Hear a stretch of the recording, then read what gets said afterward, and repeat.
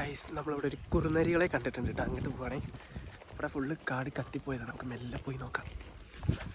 ഇന്ന് ഞായറാഴ്ച ആയതുകൊണ്ട് രാവിലെ എഴുന്നേറ്റ് റോജിന്റെ കൂടെ മൈലമ്പുള്ളി പള്ളിക്കാണ് കുർബാനയ്ക്ക് പോയത്. പള്ളി കയറുന്നതിന് മുമ്പ് തന്നെ തണുപ്പ് മാറാൻ ആദ്യം ചായക്കട കയറി. കുർബാന കഴിഞ്ഞ് വെളിയിലിറങ്ങിയതും കുറച്ച് മീൻ വാങ്ങാൻ വേണ്ടി മീൻകടയിൽ പോയി. നമ്മുടെ റോജിന് പാടത്ത് നിന്നിട്ട് കുറച്ച് ഫോട്ടോസ് എടുത്ത് കൊടുക്കണം എന്ന് പറഞ്ഞു. അത് കഴിഞ്ഞ് കടയിൽ നിന്ന് വീട്ടിലേക്കുള്ള കുറച്ച് സാധനങ്ങൾ വാങ്ങി. എക്സ്ട്രാ ഒരു ഉണ്ണിയപ്പ പാക്കറ്റും കൂടെ വാങ്ങിയിട്ട് ഞങ്ങൾ വണ്ടിയിലിരുന്ന് തിന്നാണ്. അങ്ങനെ പൊക്കോണ്ടിരിക്കുമ്പോഴാണ് ഗൈസ് നമ്മളിവിടെ ഒരു കുറുനരികളെ കണ്ടിട്ടുണ്ട് കേട്ടോ. അങ്ങോട്ട് പോവാണേ.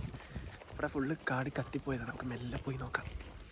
നമ്മളെ കണ്ടത് അത് കാട്ടിനുള്ളിലേക്ക് കയറി പോയെങ്കിൽ പോലും സൗണ്ട് ഉണ്ടാക്കാതെ കുറച്ച് നേരം നിന്നപ്പോൾ അത് പിന്നെ ഇറങ്ങി വന്നുട്ടാ. നമ്മൾ ഇത്രയും കഷ്ടപ്പെട്ട് എടുത്താണെങ്കിൽ പോലും ഇത് നാടൻ പട്ടിയാണെന്നും പറഞ്ഞ് കമന്റ് ഇടാൻ വരെ ആൾക്കാരുണ്ടാവും. പക്ഷെ എന്റെ വീഡിയോ ഇഷ്ടപ്പെടുന്ന ഒരുപാട് ആൾക്കാരുണ്ട്. എനിക്കത് മതി. അങ്ങനെ വാങ്ങിയ സാധനം പുളിയമ്പുള്ളി വീട്ടിൽ വെച്ച് തൊട്ടടുത്തായിട്ട് ഒരു വീട്ടിലൊരു പരിപാടി നടക്കുന്നുണ്ട്. വീട്ടിലേക്ക് പോകുന്ന വഴിയൊക്കെ അടിപൊളിയാണ് കേട്ടോ. ഇവിടെ ഒരു പാലം കണ്ടില്ലേ, അതിൽ കൂടെ ബൈക്കിന് മാത്രമേ പോകാൻ പറ്റുള്ളൂ. അതിന്റെ താഴെ കാട്ടിൽ നിന്ന് ഒഴുകി വരുന്ന ചോലയാണ് കേട്ടോ. അങ്ങനെ വീട് എത്തിയതും ആദ്യം തന്നെ കാണുന്നത് കാട്ടാന അകത്തേക്ക് കയറാതിരിക്കാൻ വേണ്ടിയിട്ടുള്ള ഹാങ്ങിങ് ഫെൻസിംഗ് ആണ്. ഞാൻ കാട്ടാനയുടെ വീഡിയോസ് ഒക്കെ ചെയ്യുന്ന സമയത്ത് ഒരുപാട് പേര് എനിക്ക് റീൽ ഷെയർ ചെയ്തിട്ടുണ്ടായിരുന്നു. തേനീച്ച വളർത്തിയ ആന വരൂലാന്ന്. ഈ പറമ്പ് മൊത്തം തേനീച്ച വളർത്തുന്നുണ്ട് കേട്ടോ. പക്ഷെ ഇരുട്ടായി കഴിഞ്ഞാൽ സ്ഥിരം ആനയുടെ ശല്യമാണ്. അപ്പൊ മനസ്സിലായിക്കോ, തേനീച്ച വളർത്തിയതുകൊണ്ട് ആന ശല്യം കുറയൂലട്ടാ. ജോലി കഴിഞ്ഞ് രാത്രി വീട്ടിലേക്ക് എത്തുന്നത് ജീവൻ പണയം വെച്ചിട്ടാണെന്നാണ് ഇവിടുത്തെ ചേട്ടൻ പറഞ്ഞത്. എന്തായാലും ഇന്നിവിടെ നടക്കുന്ന പരിപാടി ഉഷാറാക്കാൻ വേണ്ടി റോജിനും ഇവിടുത്തെ ചേട്ടനും ഇറച്ചിയൊക്കെ കഴുകിക്കൊണ്ടിരിക്കുകയാണ്. പക്ഷെ ഞാൻ അവിടുന്ന് വണ്ടി എടുത്തിട്ട് നേരെ ധോണിയിരിക്കാൻ പോണത്. ഒരുപാട് പേര് ചോദിച്ചിട്ടുണ്ടായിരുന്നു PT7 എന്ന ആനയെ കാണിക്കാന്ന് പറഞ്ഞിട്ട് ഇതുവരെ എന്താ കാണിക്കാത്തത് എന്ന്. ഞാൻ എന്തായാലും ഒന്ന് PT7 സംരക്ഷിച്ചിരിക്കുന്ന സ്ഥലത്തെത്തി. അതിന്റെ ഉള്ളിലേക്ക് കയറി PT7 എന്ന ആനയെ കുറിച്ചും അതിന്റെ ഉള്ളിലുള്ള കാര്യങ്ങളെ കുറിച്ചും നാളെ ഞാൻ വീഡിയോ ഇടുന്നതായിരിക്കും. വീഡിയോ ഇഷ്ടപ്പെട്ട ഫോളോ ചെയ്ത് കൂടെ മറക്കണ്ട.